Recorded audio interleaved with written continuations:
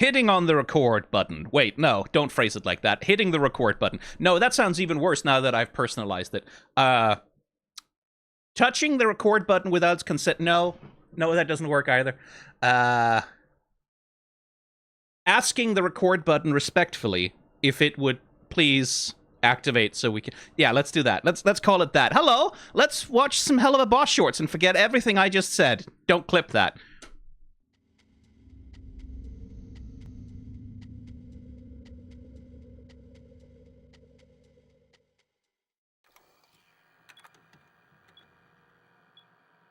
Hello, and congratulations on your exciting new career as a contract killer for IMP, the Immediate Murder Professionals. Founded by sexual dynamo Blitzø, IMP is the #1... Hang on. Surely the O is silent. He put the thing through it, so it's Blitzbucks, right? It's not Blitz... Huh. Okay, well, I guess they... Bad voiceover actor there. So we're doing the VHS thing, obviously. Raise your hands in chat. How many of you people have ever owned a VCR in your lives? How many of you have ever, like, actually clicked the button? How many of you have actually seen, like, the visual artifacts of VCR tapes in real life and the corruption? Because, I don't know, I feel like for a pretty substantial amount of the Hell of a Boss fandom, that answer is going to be no. Clearly in chat, you all are fucking old. But I feel like a lot of the Hell of a Boss fandom only really know about VCR and, like, the VCR corruption and things. They know about that from Instagram filters. They know about that from like, watching YouTubers pretentiously put VCR filters over the effects in their Dark Souls 2 video essays. I wouldn't know anything about that. I don't do that kind of thing. I'm not cringe like that. I'm not old. But it's a specific aesthetic, right? And it's actually really, really hard to do. I should turn off audio scrubbing, shouldn't I? I need to remember to do that. It's actually really hard to get right because all of these little corruptions and things, all of this effects work, right? These are... VHS tapes are actual magnetic tape, right? Like, they're little stretches of tape that are wound around like a couple of spools, and then you slowly spool through it, and a little magnetic read head will read what's actually on the tape. So VHS corruption happens when the magnetic tape itself takes physical damage from something. Like, it takes damage... It ages, is one thing that happens. It just ages. Little bits of dust, like usually something like this stripe here, that'll be a little scratch or a little piece of dust that has gotten stuck on the tape, and then it gets put through the magnetic read head, and the read head perceives that as, like, visual noise, right? Like, and renders that out across the thing. So, like, there's a lot of complexity to the ways that these VHS corruptions, right? Like this, you see how the bright white letters cast these blue shadows on the sides of it, these chromatic aberrations and things like that happen? It's all very contingent and very specific. And I know that there's a visual effects house that spent, like, several years buying up old VHS players and putting VHS tapes through them, and intentionally causing a lot of corruption and a lot of damage, and, like, intentionally recording all of the effects of VHS corruption in order to create, like, really high quality VHS emulation to emulate the effects of, like, VHS tapes and recordings. And it goes, like, it's every part of the image. Like, VHS corruption affects the color depth of the image. It affects contrast. It affects, like, brightness. It can do visual distortions so that, like, parts of the image get, like, literally visually warped. It affects the audio. It affects everything. It's a really complicated thing. But obviously, they didn't animate this, record it to VHS tape, and then record the VHS tape. They're applying some sort of a filter. And my point in bringing this up is that it's a pretty good one. Like, it's a fairly solid one. It's not perfect.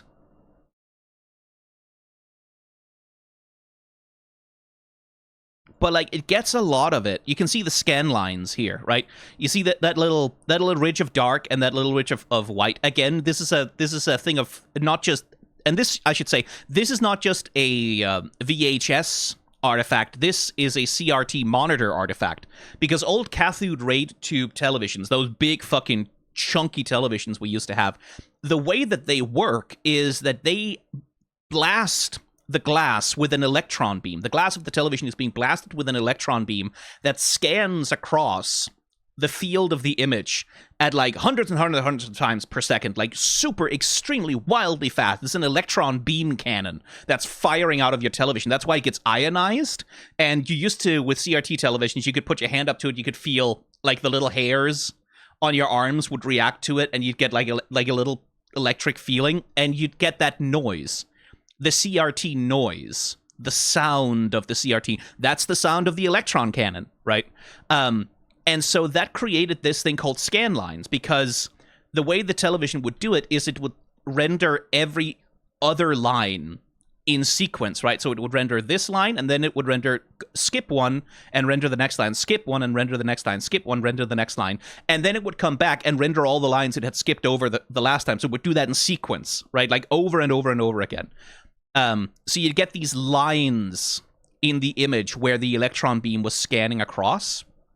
And old consoles, like NES and like old games consoles, they took advantage of this. Like a lot of old pixel art is designed to work with scan lines. It's designed to work on CRTs where there's image bleed and there's like light glow and there's scan lines that smooth out the transitions between the various pixels.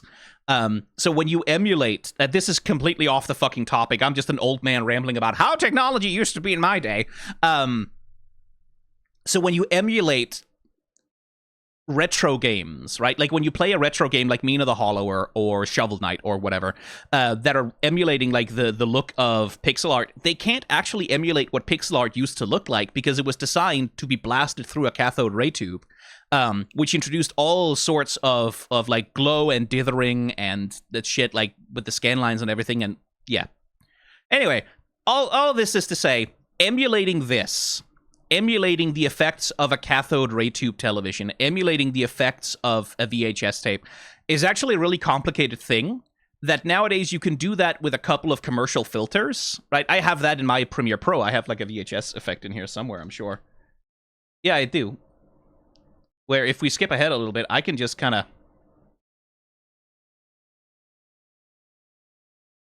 Or maybe it doesn't want to apply it? Oh, it's a transition. Oh, I don't have it. Where the hell did it go? I used to have a VHS effect. Oh, well. Whatever, doesn't matter. Nowadays, you can apply that with a filter. But all of this used to be... Like, every tape would have different damage. Every tape would be a bit different in the way that it was fucked up or messed up.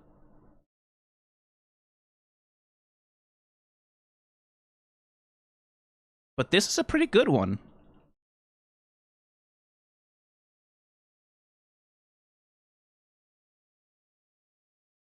I like the extra effort on some of the falling confetti, that they're animating it a little bit like floating, reacting to the air. And then there's other bits of it, like these ribbons, where they're just kind of like, yeah, we're just kind of moving a flat PNG across the image. Who cares? And indeed, it's fair enough. Who does care? I care. I am the man who slows things down enough to notice that stuff, but that also feels quite authentic to the way that this would have been done in like an old episode of Tailspin or something.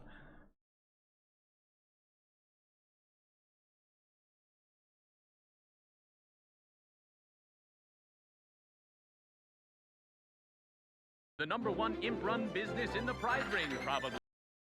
And now you're going to be part of the magic. Hi, girl. They really do make a joke out of how bad Blitz is at spelling. Because, like, at first when we saw his text messages with Stolas, I was like, oh, okay, he's just bad at typing on the phone because of his, like, big imp claws or whatever. Or because he just writes in text speak. But no, it's actually he's just bad. He's just bad at spelling. Well, Actually, not really. He clearly knows phonics, right? Like, he knows the sounds of letters. He knows the sounds of words. He understands the relationship between them. It's just he doesn't have that formal training in, like, memorizing and learning the spelling conventions of English. So he's, like, spelling it phonetically correctly enough, right? Like, employee, right? He realizes that F and V are the same sound, but they're just voiced and unvoiced, right? That F, v, they're made you position your mouth exactly the same way. The only difference is whether or not you voice the fricative. So it's f, v, f. So he's like spelling correctly phonetically, just not formally. The magic. Hi, girl. Shit. Okay, well, just keep rolling. You're me, Hardy. That's a fucking pirate. Okay. Howdy, new guy. Yeah, no, Blitz, like, that's also me, like, when I'm trying to record a video, like, the first 4 or 5 takes, that's also this. Like, while I'm trying to say my script, and then it's like, oh, that doesn't flow, and then I change it on the fly, but then it doesn't work, and then it's like this. Pirate. Okay. Howdy, new guy. New girl. Them. I am Blitz with the silent. Blitz, silent, your new boss. Silent O, and I'm gonna be your new boss now, okay? Sir, they would have met you at the interview. Moxie, just shut your fat fucking little bucket. I will say the subtitles are a little bit... me? Okay. I do like the unflattering angle on Moxie here. I think that's quite well rendered with the double chin and, like, the awkward black of it. No one looks good from that angle, Moxie. Well, I was about to say something inappropriate, but I won't. You can think it, though.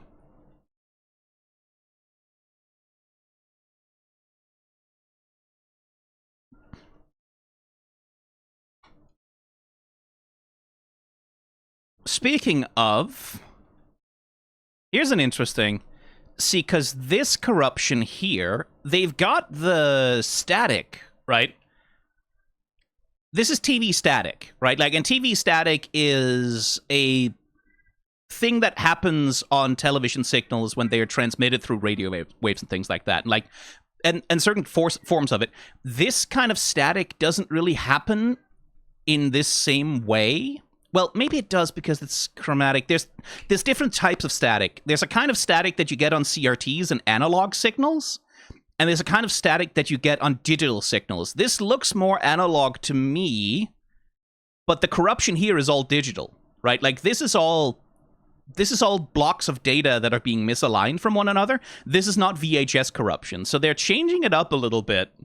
We started with this very analog, old-school 90s-ass VHS, and now we're playing around with digital high-definition camera corruption. Huh. Inconsistent! Unwatchable! Little bucket. Just keep rolling, Luna. We'll cut it down later. At IMP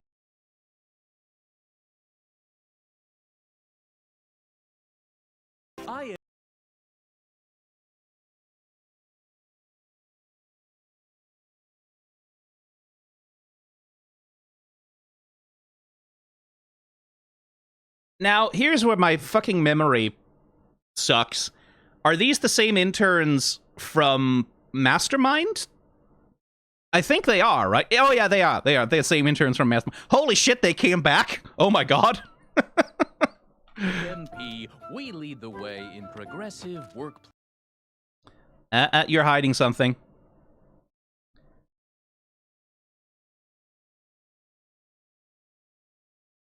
Okay, it just says survey. I was thinking maybe there'd be something else on there. Workplace practices. Before your training begins, please make sure to fill out your required voluntary employee surveys so that we can make sure you feel seen and heard. Okay, I'm gonna need your gender, species, and sexual preferences because I want to make sure my workplace slurs land. Yes, Brandon Rogers. That feels very much like a Brandon Rogers line.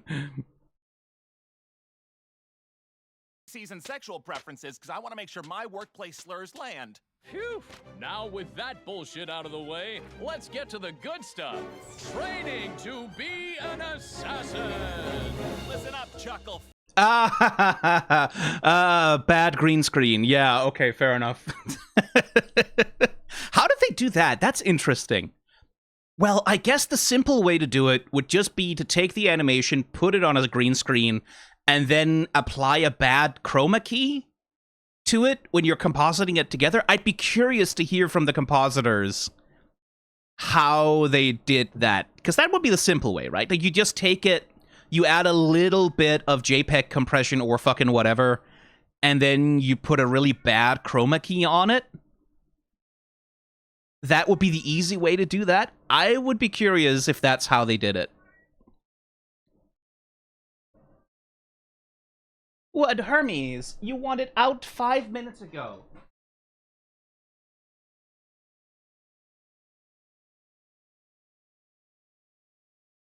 What? What? Little man. Okay. He wanted in again.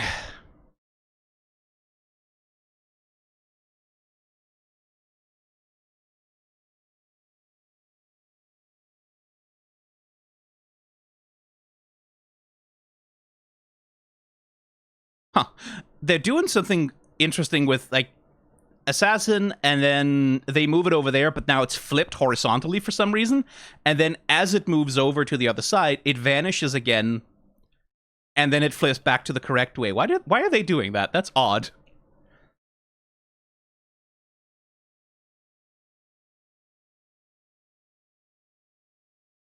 I am quite charmed by the bad green screen, though. Okay, yeah, no, they're definitely applying a chroma key, I think, because you can see how it shows up even along the outline of these wiggle lines. Which it really shouldn't, because those aren't, like, physical elements that exist. So I think they're just applying a chroma key around the actual line work and artwork. Assassin! Listen up, Chuckle Fox. It's time to teach you my foolproof method to becoming the perfect contract killer. All you have to remember is assassin.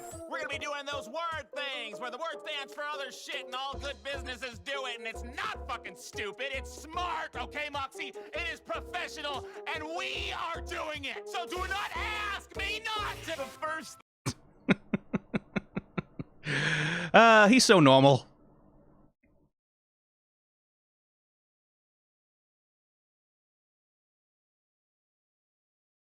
They're having fun rendering rendering out the mouth. The first thing you have to remember is ass. That stands for assess. You need to assess your target, and that starts the minute a client talks to reception. Hey, Looney, take it away. Hello, my name is Adelaide Scarlet, an heiress who ran afoul of a nasty brute named Emmanuel Morgoon. He's the second cousin of the local oil baron, and he... For fuck's sake, Moxie, I said to keep it simple. Well, excuse me for caring about the craft. I'm gonna craft you some fucking... Hello. I would like to hire you to kill someone. Please and thank you. Cool. Looney, that was very good, but we're doing assess right now. You gotta show them how to ask questions and stuff. What's the point? We always just wing it anyway. No, we do not just wing it, okay? This is a business! Plus, the system is not cut out for people like us, okay? It is cut out for these idiots. So just please stick to the script. There was a script? Fucking damn it, Luna! Please tell me more. Very good. Very good. Oh man, they should have let Moxie act opposite Stolas there. That would have been fun. Next short, I suppose.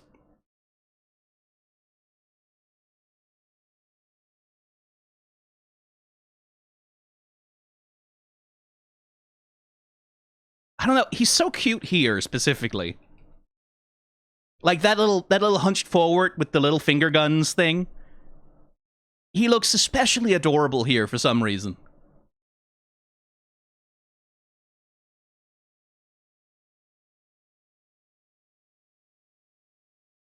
Because he's putting on the, like, friendly corporate training video thing, right? But still.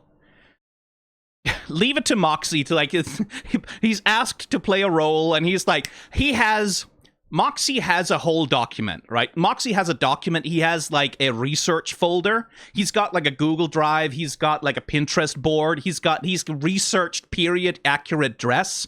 He has this shit down. He knows exactly what, like, period she's from, where she lived, like, what the business was that she was in. He knows exactly how many slaves her family used to own. He's got this down to a science, right? Like, he's spent, like, a week getting into character, inhabiting this role.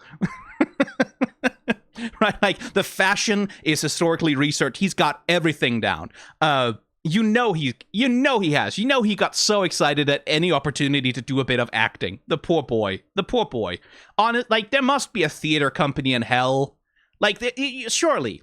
But would imps be allowed to join with its sinners? He's in the Pride Ring, right? Like, the Pride Ring is absolutely shit-fucked to the gills with playwrights and actors. Surely, Moxie, like, it's gotta be possible, buddy. It's gotta be, like, there must be some fucking Broadway you could get into. he needs... Poor Mox, he needs... Like, that's why I'm quite excited about the next short being Stolas and Moxie getting to do a book report or whatever the fuck is happening. There's, like, the two of them... There's so much, like, the two of them ought to be able to connect over, right? Like, these two precious little boys. Like, they would probably get into some really bad ship wars about their favorite romantic novels, but still, you know, like, come on. But you just know that Moxie was spending weeks preparing for this. He's, like, got it all rehearsed out, and you can tell, and this is where I like the writing a little bit, is that he walks in and he's like, I have to info dump about my character. I put all of this work into the world building. I put all of this work into the backstory, and now I have to, like, we need to communicate to the audience so they all know, and, like, they know that I spend all of this time researching and I know all these things and I want to get it into the script. And it's like, yeah, but Moxie, is it relevant for the plot point you're communicating in the current scene, buddy? Like, sometimes you have to edit things a little out, but, like, you can tell that he's got this shit. He's got a whole folder. He's, like, recording screen tests. He's doing versions of the scene in the mirror, trying to figure out how he wants to hit the lines.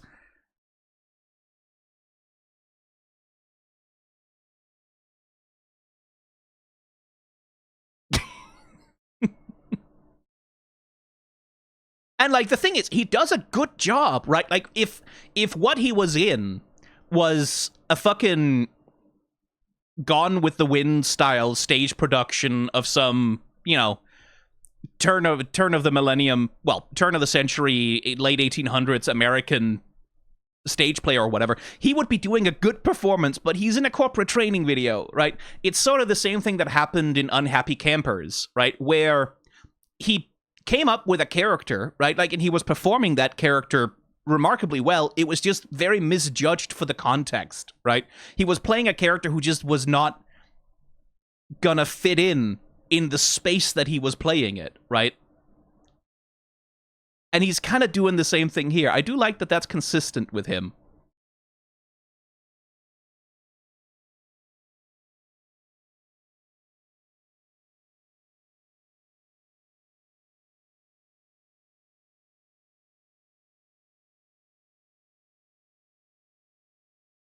And I do hope, like, it does remind me that, like, one of the things that I found very interesting about Unhappy Campers was, like, Moxie, with the father and the life that he's had, right, has always been in this position of having to repress his authentic self, both in favor of like, taking on a self that's conducive to survival with his dad, but also, like, there's presumably certain habits, certain, like, hobbies, certain things that he was simply not allowed to do in a household with a dad who's that vile, right? Who wanted him to be a very specific kind of man. And, like, I do hope that there is space in the coming seasons for that, like, for us to explore the extent of, like, not just gender, but just, like, Moxie's creativity and what it means to him, especially if he's gonna be a dad. Because, like, one thing about parenthood is that it's kind of a chance to have a rerun of your own childhood as well. right? Like, both that you're trying to correct the mistakes of your own parents, but also that, like, in treating your child better than you yourself was treated, that's an opportunity to heal some of the damage that was done to you, right? This is much longer term, but I would love it if, like, if we got scenes of Moxie with his kid trying to get them into musical theater. And, like, sort of trying to expose them to all of the things that he wasn't really allowed to love the way that he wanted to when he was a kid. Both as a source of conflict, because maybe the kid doesn't care about musical theater and they have to find a balance in that. But also, like, as a way to get into his character and how he feels about himself a little bit more. Because Moxie clearly relishes any opportunity he gets to cross-dress, right? Which is good and wholesome and fun. And, like, maybe there's some gender shit in that, right? Like, maybe there's something there for him to explore where some days maybe he's not so much of a man. Maybe some days it's like, I want to wear a dress today because I want to. And maybe it's a gender fluid thing. Like, there's things in there that you could go into. Or maybe it's just part of his expression of masculinity, right? That he expresses himself by dressing up in various characters and costumes and inhabiting roles. I hope that we get into that a little bit more, because, like, it is, for the moment, it is a little bit ha ha ha, man dressed up as woman is funny, right? Because we haven't gone any deeper than that yet. For the moment, it's just kind of funny that Moxie is a man who likes to dress as a woman, and we're kind of poking fun at it in a sort of harmless way. But it's something that I hope they'll explore a bit more. Like, they'll get into exactly what these things mean to Moxie. That's not a short, is not really the place for that, obviously. There's not really room for it. But I do like that this is a consistent part of Moxie, right? Like, that he takes the craft of acting seriously. And he does not give a shit if it's like a corporate training video for IMP or whatever. It's like, no, he's going to research the role. He's going to rehearse it. He's going to get the accent down, and he's going to go in like 100% on it. And hey, For fuck's sake, Moxie, I said to keep it simple. well, excuse me for caring about the craft. I'm gonna craft you some fucking... Remote. And I also love that Millie, by contrast, is so bad at it. Because that, again, going back to Unhappy Campers, one of the reasons why Millie had an easy time fitting in and playing a boy, essentially, was because she wasn't really pretending. She wasn't changing anything about herself. She wasn't playing a role. She was just kind of, oh yeah, I'm dressed up as a boy, and I'm kind of, yeah, but I'm just going to be Millie, basically, right? Like, without really making alterations. But she's bad at acting. If she has to actually act in any kind of formal way, she sucks at it, right? And that's one of the ways in which, like, again, the dynamic between the two of them, that they each have something that helps fulfill the other, right? That's one way you can write a good romantic dynamic, is when, like, not necessarily that the characters are opposites, but that they each have things that the other one doesn't have, right? Like, things that they can provide to one another. Because Moxie's ability to act and his theatricality, again, I would love to see that come into play with him as a father. And his ability to, like, play with his children and relate to them. And foster their creativity. And being able to provide them with some things that Millie kind of can't. But I do like that Millie is, like, yeah, if she just has to kind of, like, play it casual or whatever and vaguely pretend to be masculine, it's fine. Like, she's been doing that since, like, she's always been, like, a bit of a tomboy. Easy for her. But having to actually play the role is like, oh, shit, Craft.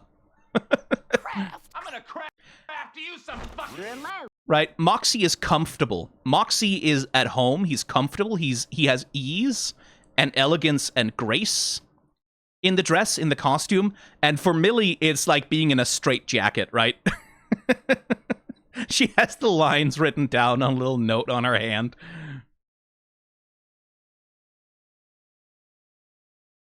This is constraining for her.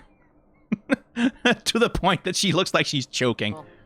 Louie, that was very good, but we're doing a assess right now. You gotta show them how to ask questions and stuff. What's the point? We always just wing it anyway. Profile picture alert. Point, we always just wing it anyway. No, we do not just wing it, okay? This is a business! Plus, the system is not cut out for people like us, okay? It is cut out for these idiots, so just please stick to the script. There was a script? Fucking damn it, Luna! Please tell me more about this intended target. Name, height, weight, eye color, hair color, age, gender, preferred pronouns, last known location, usual hangouts, any known aliases, and finally, any requests for specific method of death? Line? I'm gonna fucking kill myself. I'm gonna fucking kill myself. Now that your mind Yeah, very good. Again, God, they should have just gone with Stolas and Moxie from the start. The two of them could have improv this scene beautifully. Like, because Moxie would know the answer to all of those questions off the back of his, like, no problem. He would have rattled that shit off. Like, they could have improv, they could have ad-libbed, they could have gone 9 rounds playing this shit off against each other. Moxie would have known all of this. He would have given a long story about this oil baron, exactly where he hangs out, exactly like gender, pronouns, who and how he likes to fuck. He would know all of it. He's got all of that shit in a Google Doc. Man, I would have loved to see that version of it. The two of them just improvising it out. That would be lovely.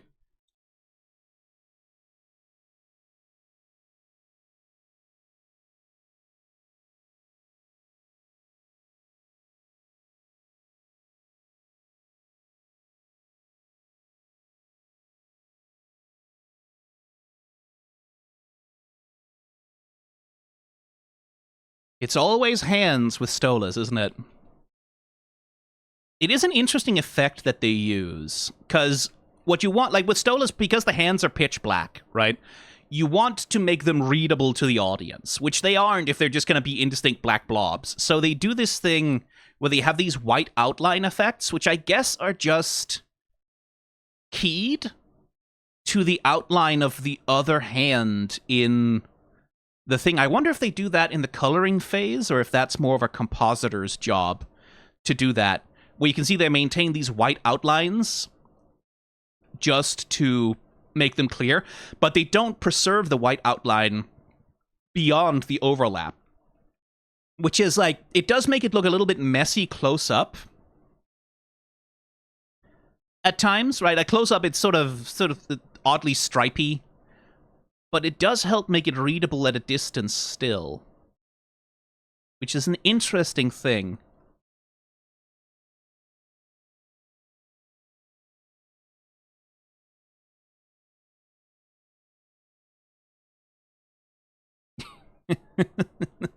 The unflattering angle.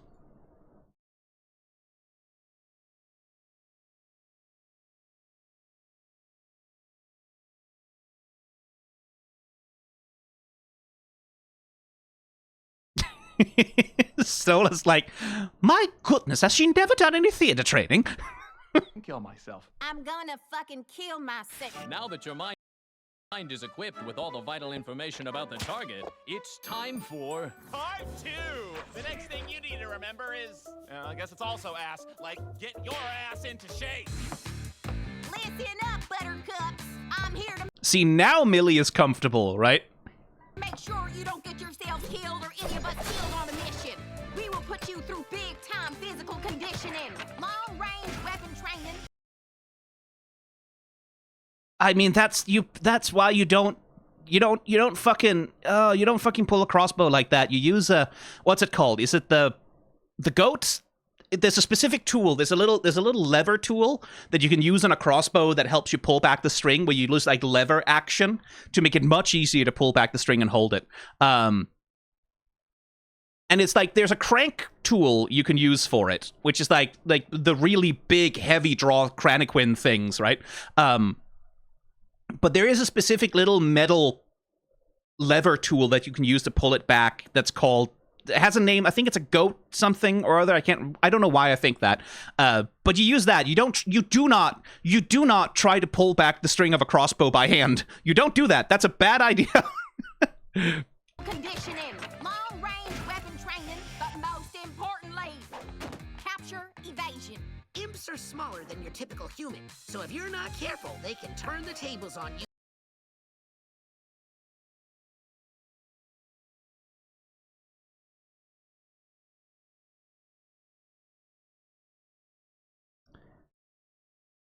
At least some of these are nudes he was sending to Stolas.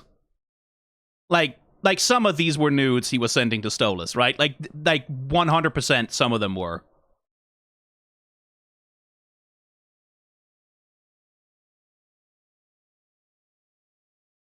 And now when Millie just kind of gets to be herself, now she's easy, now she's flexible, now she's comfortable. Now she's in her element and happy. Also, that's a fucking Buster Sword. You motherfuckers, that's a fucking Buster Sword. I see you! I know a fucking Buster Sword when I see one, you assholes! Brackets positive. I just... Nerd! Nerd! Whoever drew that! I'm here to make sure you don't get yourselves killed or any of us killed on a mission.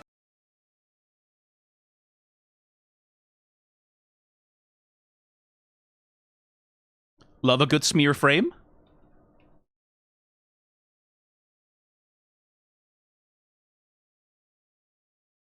And then that little settle and secondary, like, bounce back.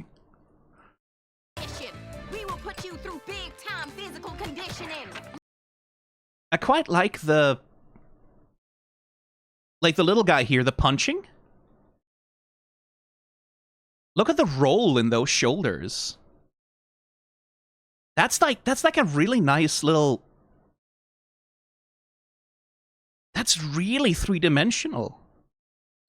Kudos to whoever was doing the punch. Like, he's not a good puncher. Like, you don't want to punch like, you have to punch like, you have to go use your hips and then move with the whole shoulder. You don't punch with your elbow. That's a bad idea. But like the animator who did this, that's really good roll in those shoulders. Like, that feels really three-dimensional. I really like this. This is a really nice little animation. Like, look how three-dimensional he feels. Like, how much volume it feels like he has as he's like doing this little shuffle and like the shoulders are kind of going. He feels really alive. That's nice.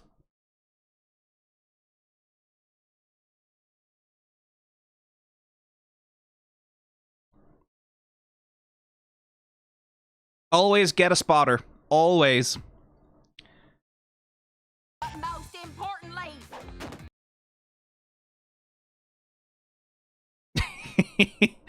You know this is foreplay for the two of them, right?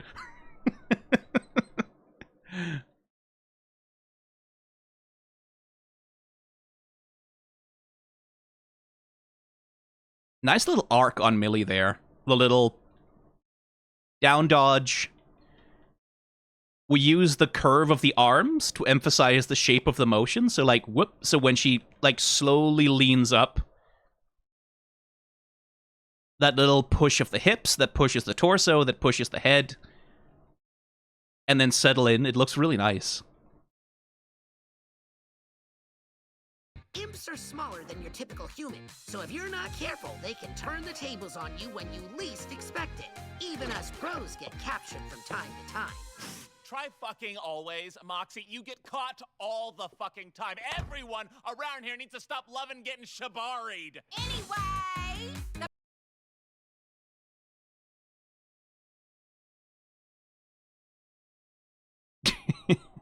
Pulls the camera and Blitz falls over.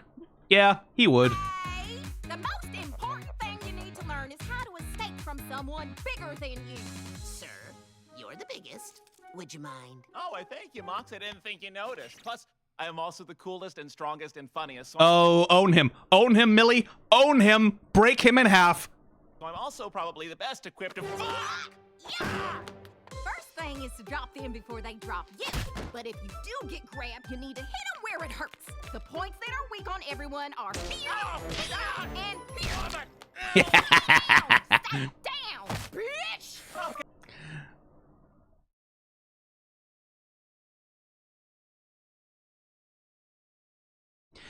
Again, little things, but I do like the emphasis when Moxie and Millie are interacting is always that they are so comfortable in each other's company, right? They are happy to be near each other. They are happy to be touching. They're happy to be present with one another. They like being in contact. It's little things, but like it makes the relationship work. right? Like, the way he looks at her. He's just happy to be here. He loves seeing her be in her element and do her thing, and you can tell. And it's nice. Like, it's little things like that that make character relationships work for me. It's something that, like, again, I know I compare everything to anime, but I watch a lot of trash anime. It's my trash. I read a bunch of trash manga. I watch a bunch of trash anime with bad animation and shitty wish fulfillment plots and shit like that. And one of the things is, like, so much animation, even the stuff where it's supposed to be, oh my god, I'm so in love with this guy I've met for 5 minutes and I want to jump on his dick because he saved me from the demon lord fucking whatever isekai bullshit. But the physical acting of characters in shit like that, even when they're supposed to be, like, absolutely, like, holding their legs together, pants-weddingly horny for one another, the body language is never intimate in that way. Like, they never have that connection. And it's just nice that Hell of a Boss, like, they do make a point out of having characters interact and be physically intimate in small ways that make it believable when the two of them sort of immediately start sucking face and dry humping each other on the floor of the office.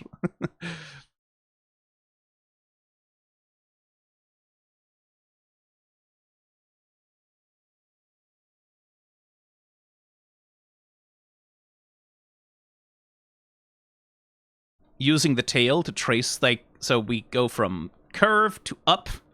The tail traces up for us, and then garush. Long tail to trace the arc.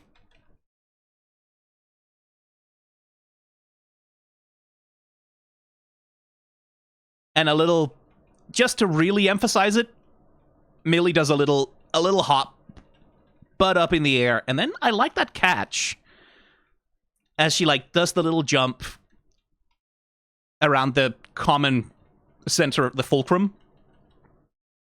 And then, like, the little land and pivot on one leg and then saunter around. That's quite nice. They really are good at using the tails. They really are. That's not necessarily trivial. Like, tails like that are relatively easy because they are just sort of a noodle, right? But there is the little point on the end of them, and you do have to keep, like, the lengths are not consistent. These tails shrink and grow wildly depending on, like, what any given shot or scene needs. But they do such a good job of using them to emphasize a character's movement across the stage.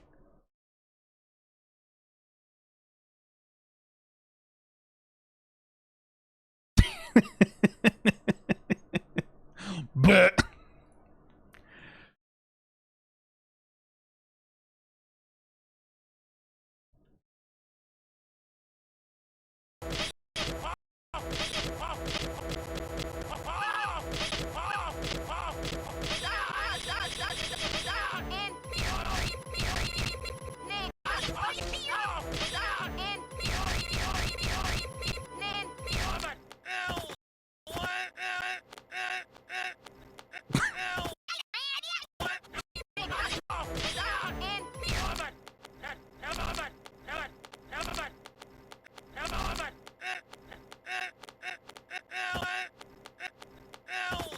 sorry, I had to.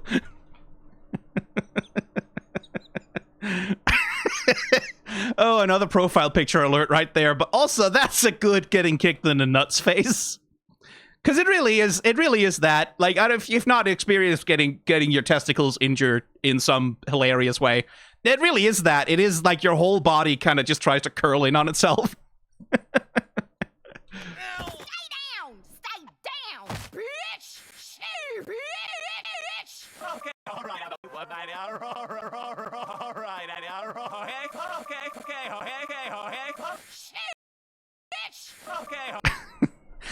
Every time I remember that I can do YouTube poops on the fly, I have to restrain the dark power within me, lest it run wild. All right, how about we let Moxie give it a try, Millie? You know, to simulate all the weak little sissy boys out there. Suit yourself. All right, do your best. Good. I can't fucking breathe. Ow, my massive cock. That's satisfying.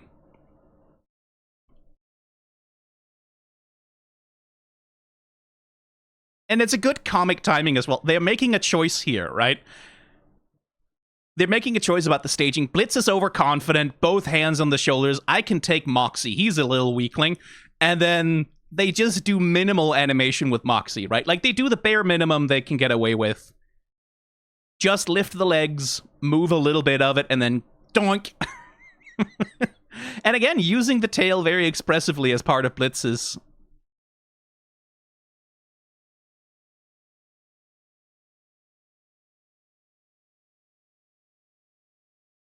Ooh, I like that. Good streak. You see how they anticipate the hit by turning the arm into the streak, and then they land it?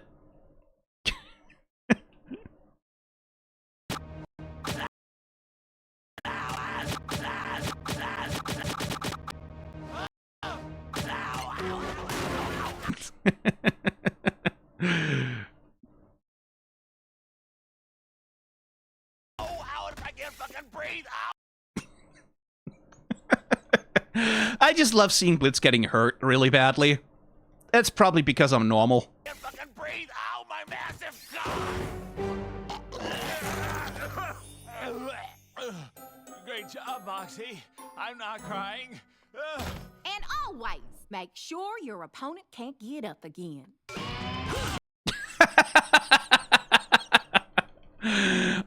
Very good. The anime reference, of course.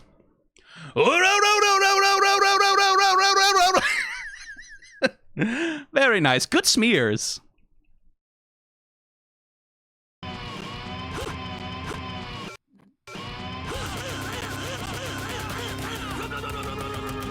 Oh, they literally did the fucking aura aura.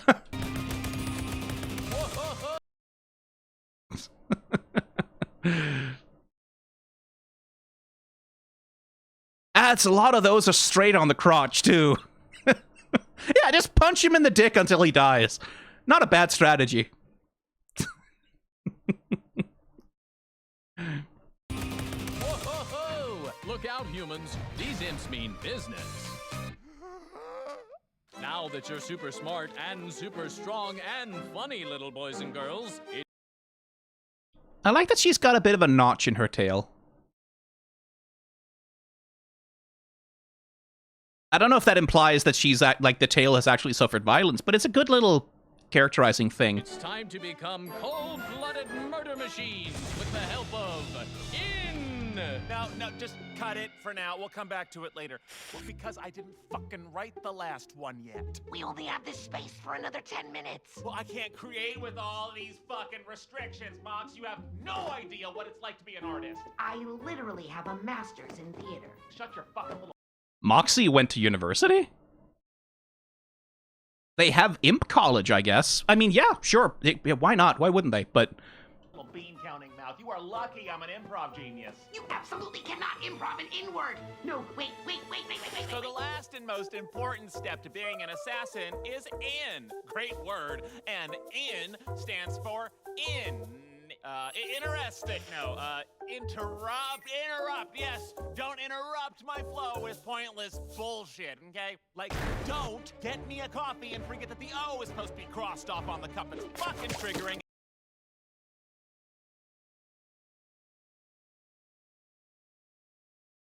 love a good smear. Fucking triggering, and I'm pretty sure you know it's a hate crime. Oh, and don't start a diet when you know I like to steal your lunch, because everyone here knows tofu tastes like shit. Oh, and don't alphabetize someone's shit when I don't know what order letters go in! You don't know the alphabet? There you have it, cadets. Congratulations! You are now fully fledged assassins. Get ready to risk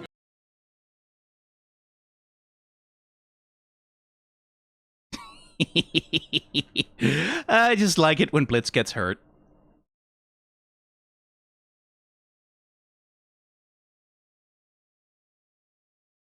Get ready to risk your life on behalf of Hell's most petty and bitter denizens. Be sure to pick up your complimentary handgun on your way out. And remember, at IMP, we put the imp in profeshimp. Wait, what? Profeshimp? Profeshimptism. What the? Profeshimpalism. You know, you write this like a fucking toddler, man. This is This is bullshit. I'm out of here. Narrate your own shit. What's his name? Short one, big buck teeth, tall lady, what's her name? Is it just me or do they kind of look like us? Yeah, funny. Impism, you fucking hack. Sick beats for free.virus.br./com.hell. Okay. Alright, sure.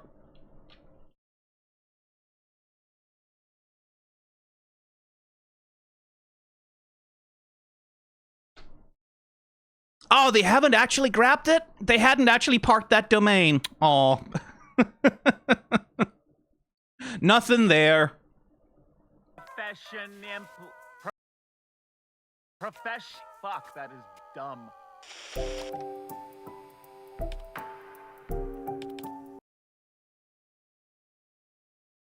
Remember to take cocks deep. That's bad advice. Sometimes you want to go, like, light just in and out, like, right around the entrance, because, like, there's a lot of nerve endings there.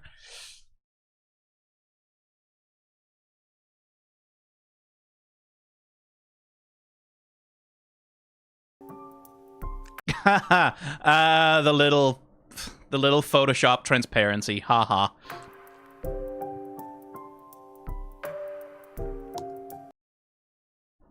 I thought Luna did the editing. Funny to see that he uses Premiere Pro, though. Like, I mean, I guess Adobe is pretty evil, so it makes sense that they would be the primary software provider for hell.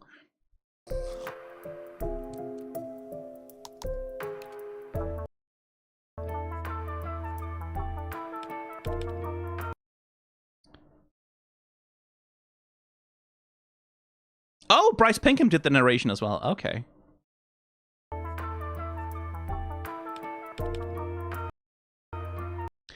Blitz, my man, you have got to learn some hotkeys. Don't henpeck that shit.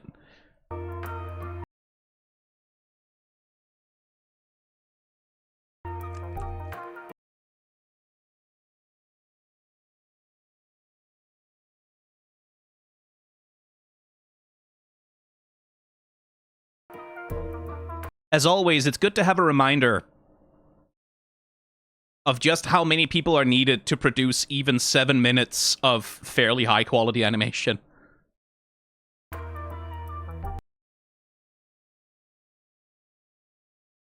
I do wonder how the economics of that shake out. I do wonder if the shorts are a net economic benefit for Spindlehorse, or if it's more of an investment in keeping things going. Because, like, I can easily see that the shorts themselves, like, they don't make the money in ad revenue because probably a lot of this gets age restricted. And they probably bring in a bunch of merchandise money, but I wouldn't be surprised if they were loss leaders. And it's more about keeping the fandom fed and going, like, have something for them between the actual big season drops that are going to be, like, the major revenue drivers. That's a business thing, but I'd be curious about that. Because one thing about the shorts is, if I was running an animation studio and I wanted to train animators, and I wanted to, especially if I'm bringing in a lot of freelancers and a lot of new people a lot, which as far as I know, Spindlehorse relies very heavily on freelance labor still. Like, they are unionized, they have a bunch of key staff that are full-time hires, but they do rely on a lot of freelancers. And, like, something like a short, which is like a small bounded project, would theoretically be a good way to onboard, right? Like, that would be a good way to onboard new animators before you let them go on to try and, like, integrate into the team to work on, like, a series of shots for, like, a whole episode. Like, in theory, that's a good way to have a series of small, manageable projects where you can, like, do that work.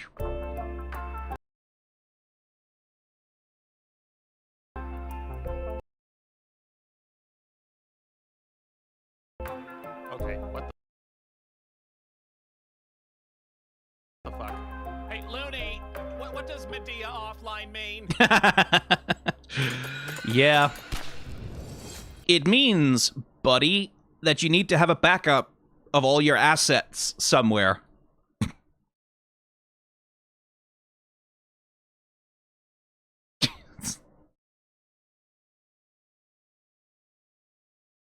I mean, I said I wanted Blitz in dad mode more. Like, this very much is that. Like, this does feel like a direct reference to that one Coraline frame, right? Like that one, the Coraline's dad at the computer frame. It feels like a very direct reference to that specifically. And yeah, editing does feel like that. It does feel like that a lot of the time.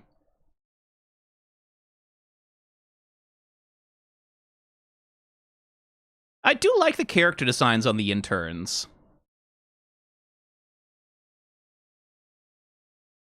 A pity we never get to hear them speak or anything, but, like, it'd be funny to have them stick around as, like, background characters a little bit.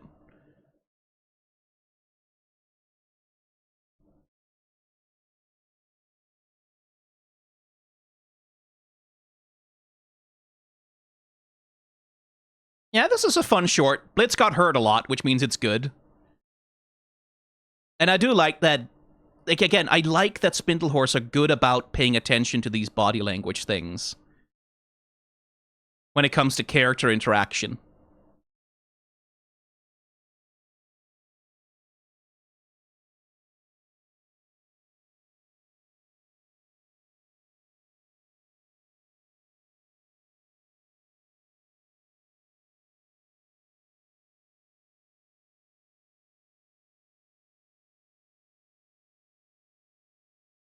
That's pretty good.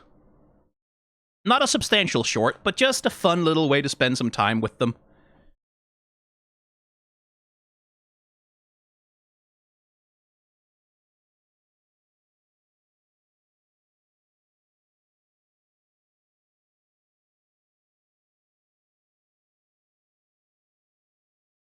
I mean, the other thing you could do, Blitz, is you could just get rid of it entirely instead of crossing it out.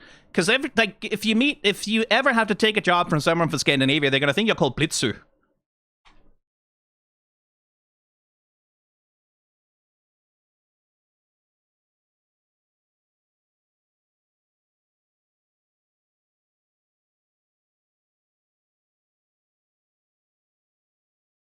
Pretty sure you know it's a hate crime. Oh, and don't start a diet when you know I like to steal your lunch because everyone here knows tofu tastes like shit.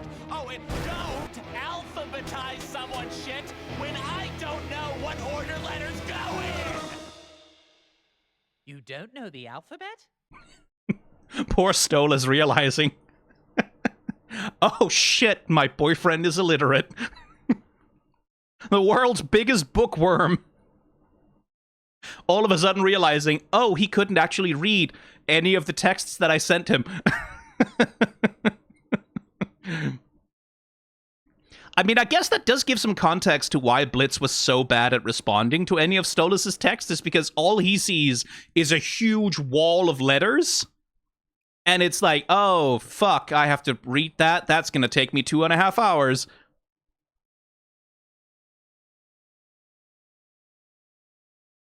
There you have it, cadets. Congratulations! But hey, like a couple of episodes of Stolas trying to teach Blitz how to read would be fun. Introduce him to some good literature. You are now fully fledged assassins.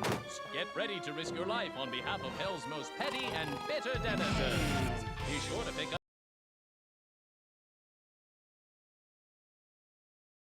I like the level of detail rendering here. Just make him chibis.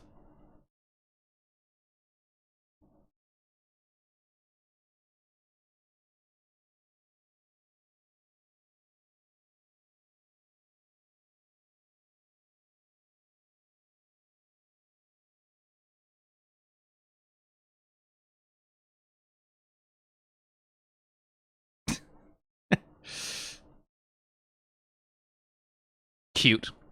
Anyway, that's a fun short. A good little way to spend a bit of time with these freaks. And let them work out their neuroses. Even if it's not especially substantial as such. Yeah.